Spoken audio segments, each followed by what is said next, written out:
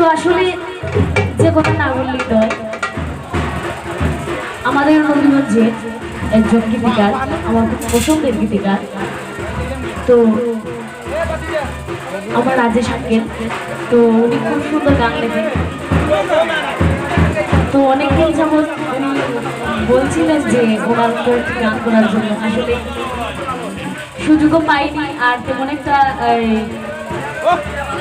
সব থেকে মানিয়ে নিতে পারিনি, যার কারণে ওনার গান করা হয় না। তো আজকে ভাবলাম যে ওনার একটি গান করি। তো আসলে উনি যে এত সুন্দর গান লেখেন আমি আসলে জানতাম না। তো অনেকদিন যাবৎ উনি রিকোয়েস্ট করার পরে তারপর ওনার কয়েকটি গান আমার কাছে আসলো, কিংবা গাওয়ার চেষ্টা করছি। তো যে গানই গাওয়ার চেষ্টা করছি, আশা করছি ভালো লাগবে। ধন্যবাদ।